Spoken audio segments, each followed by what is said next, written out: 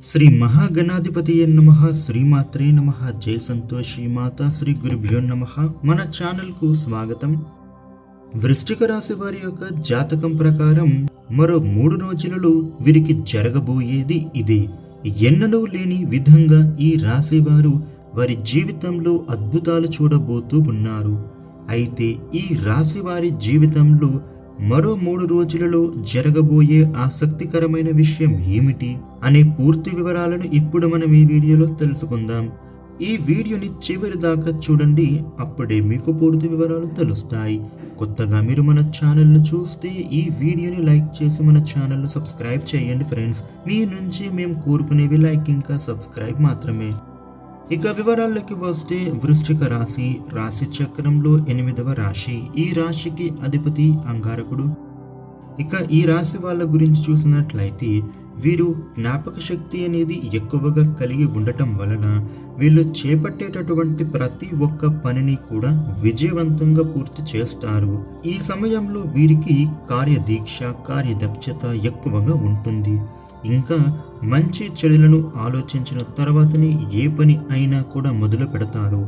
వీళ్లకు అతీంద్రియ విద్యపైన ఆసక్తి అనేది ఎక్కువగా ఉంటుంది.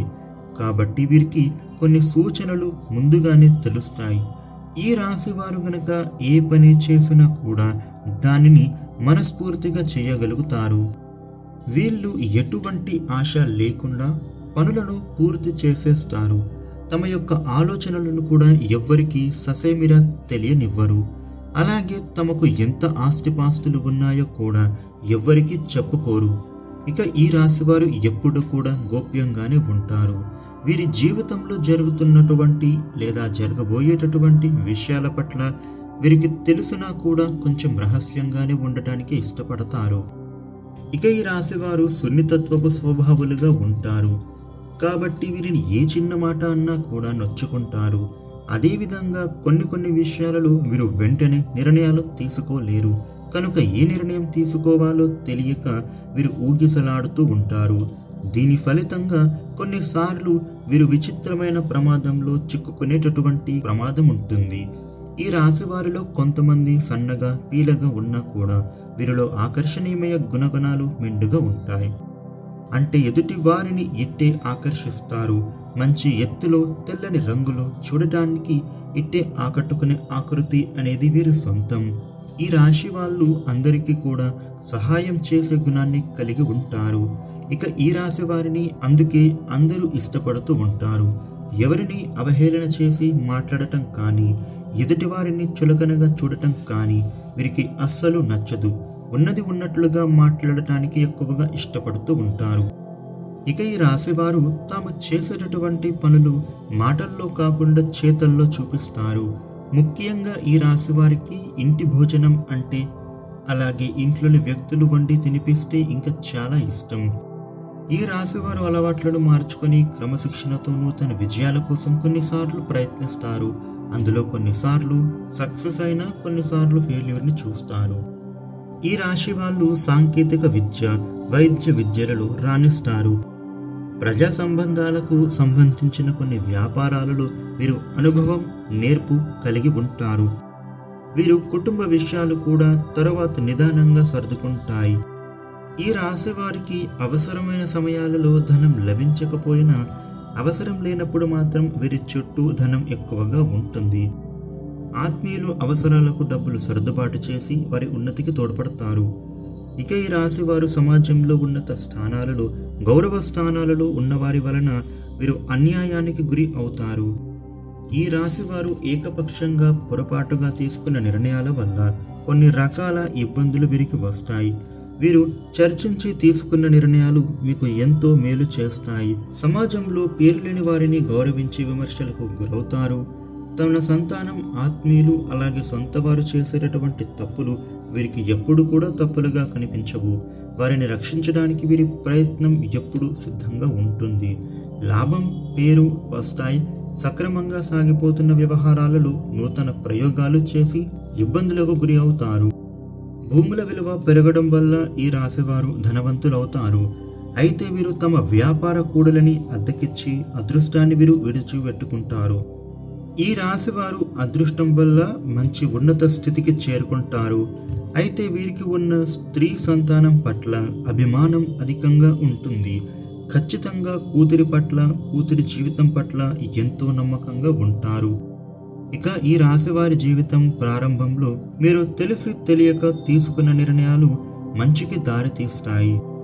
ఇక ఈ రాశి వారు అందలం ఎక్కించిన అసమర్థులైన చిన్నపాటి వ్యక్తులే వీరికి ప్రత్యర్థులవుతారు. ఇక ఈ రాశి వారు పోటీ లేని చోట కూడా వీరి మంచితనంతో పోటీదారులను తెచ్చుకుంటారు. ఈ రాశి వారికి ఇతరుల ఎత్తులను చిత్తు చేసే సామర్థ్యం కలిగి ఉంటారు.